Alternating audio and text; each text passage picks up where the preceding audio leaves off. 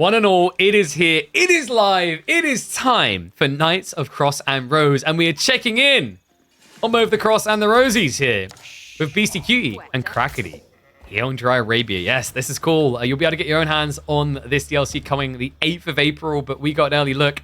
I'm glad to see that some of the games are observable. So we'll be checking in on a matchup between two of the highest ranking players currently grinding on the test server. Beastie House Lancaster. Interesting. So I wondered if he'd be a bit more interesting than KT, but there are a lot of kind of diverging ways to go, whereas we know like Beastie's usually more interested in finding and optimizing the path. Because I feel like Knights Templar is just a giant information rush of possibilities, but you're going to run into a lot of false positives on the way. Let's see what Crackety's been able to explore so far. Double gold forward spawn on both sides is interesting, actually. This means that we could be seeing some sort of rush coming out from both of them. Also, one thing that I... and I remember I mentioned this to Winston, and he instantly was like, I was worried you'd say that. He was worried that I'd catch on. One interesting implication about House of Lancaster is because they start with 4 extra sheep, they're kind of OP on scout rotation. And you can already see the difference here actually on the minimap. Crackety went for a square corner rotation. Beastie went for a full rectangle. He only came back because there's nowhere else to go on the map at that stage. This is a really big edge for House of Lancaster. Now, there are other civs that do better still, namely the berry-based civs. But of sheep-focused civs, this is huge. Now, you do gather from those sheep 25% faster, but I still think 4 sheep, whoopsie, is enough that it puts you in a position to make these very greedy rotations. H3 Avenue unit, they do indeed. They've got Dakar boys. They've got the Black Riders, which just give me full Cossacks vibes, which is a good thing. Also a bit of a dirty thing. I just realized we can actually do Gamba. You guys love Gamba, right? You feel for little Gambaholics. Let's get that set up. Who will win game? Is it going to be Crackety or is it going to be Beastie? And I had caps turned on. Oops. Only 2 minutes. Go, go, go. Okay, so stone gathering. I wondered if we were going to be seeing this. Crackety's probably the mindset that 3 villages is too much of a loss, so playing 2 TC makes sense. This is an interesting balancing choice you're going to have to make with Knights Templar. You tech up rapidly. It only takes a minute to get that tech up, but the sacrifice is 3 villages worth of production. And it looks like we are going to be aggro-focused here. So Kingdom of France coming in. Remember, this allows you to produce all military units quicker, and you also get a tiny 5% discount on gold. It also gives you access to the Chevalier, which is a unique French knight unit, which, quite intriguingly, has scaling health based on how many heavy cavalry units are nearby. What I haven't tested yet is whether that actually counts allied cavalry. Yes, you may already be getting to where I'm thinking. What happens when you add Chevalier in with a full heavy cav comp in team games? I'm going to have to test that. Abbey of Kings on the other side, not a bad choice here. Remember, the Lord of Lancasters are very chunky, about 200, I believe it's 13 HP for an infantry unit. Only 160 cost, while also having high base damage. I believe it was 16? I think it might have been 16. And some armor. And also, of course, that's going to scale the health of nearby units. Yeah, so you can do like a pretty cool Spearman plus Lord of Lancaster build here if you want to. And force Knights Templar to Archers. I think Crackety is going to be defensive already. We have TC. Out on the Deer would be pretty cool here. Deer would also secure berries behind. Another cool thing about this, actually, is like you're kind of also encouraged towards 2 TC play with KT. Not just because of the lack of villages now, because it's free down, but also because of the efficiency on going for wood.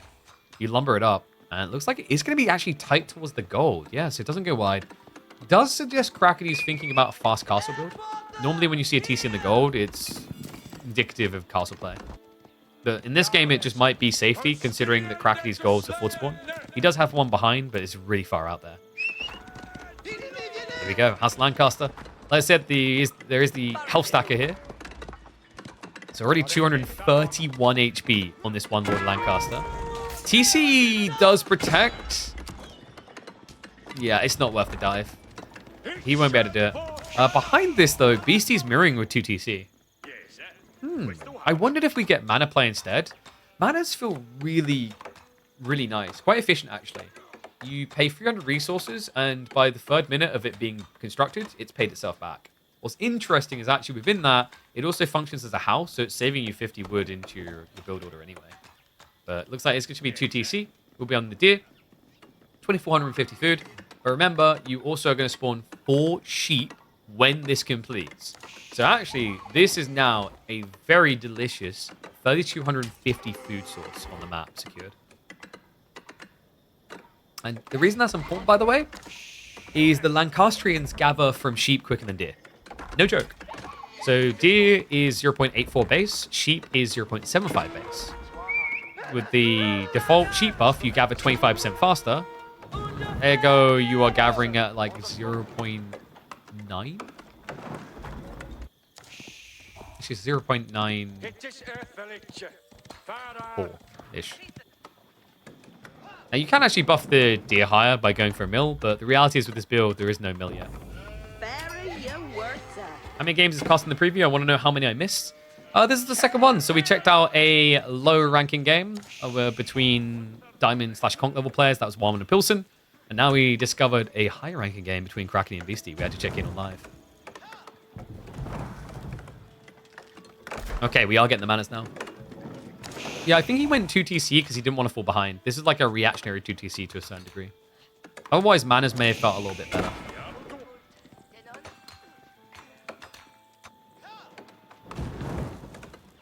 So Krakeny, is he going for a fortress rush? Wait, dude, he's going to do, oh my god, he's going to do fort rush into his base, isn't he? Krakeny, come on. You've got an okay game here. You don't need to punt it away. Please tell me he's not going to keep drop the enemy base. I'm trying to think why you want a fortress this early. There isn't really many units blocking you from pilgriming. And he still hasn't gone for pilgrimage, by the way. You have to pay 300 resources to get safe passages activated. Does also sacrifice half a villager of production, but... No, Krakeny. Krakeny. Oh my god, he's trying to secure the boar. No. Wait, Shiv's out? Against a Lord of Lancaster? How dare you, peasant? Get out of here. It's going to be coming back again. Yeah, little thing, by the way. This textiles is like wild with, we saw Knights Hospitalier earlier, where you get 98%, 98 health instead of 75. I wonder if it's actually worth going for the textiles and then trying to rush out. I don't know, this is now kind of weird. Krakeny's whole game plan kind of got ruined by one guy. One guy with a very big sword. This right here is Jon Snow material. That sword is straight out of Game of Thrones. Gonna poke it again. It's just so tanky. 231 HP. This guy has more health than a Castle Age Knight. Castle Age Knight is counted more easily. And a reminder, this guy only costs 160 HP. I love that Beast like, wow, one done this much damage? And I'm gonna build 4 of them. I warned about this strategy.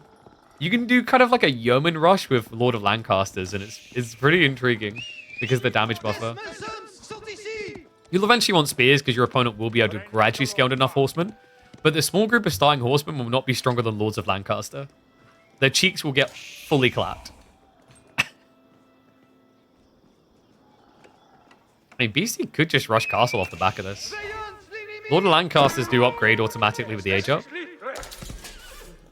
He's already pinned in Krakeny. Like, Krakeny is just sitting on 600 stone pointlessly. This is just such a waste. And we do have the Chevalier Confrère. The problem is Chevalier Confrère tend to wave the white flag in small groups. This is the unit where when it has more heavy cav nearby, it gets more health. That's cool in theory, but you've just ego-chowed a 5% scaling unit that already has such a higher base health pool than you. And its damage is comparative. Actually better. 21 lance into 14 sword versus just 16 sword. Now, the attack speed is definitely a lot worse for the Lancastrian lords. It takes them 2.3. Yeah, 2.38 seconds to attack. You just need so many Chevalier to make this work. It looks like we are going to have the keep drop attempt.